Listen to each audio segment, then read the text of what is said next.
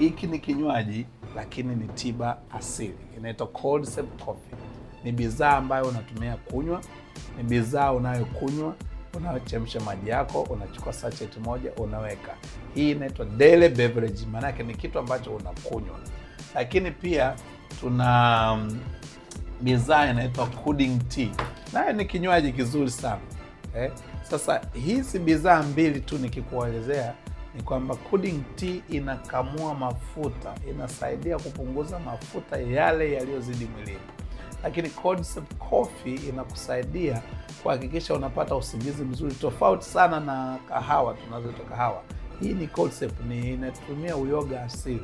Kwa hiyo kwenye hii sekta ya kinywaji hiki, mtu mwenye changamoto ya sukari, mtu changamoto ya pressure, ndio kinywaji chao sahihi.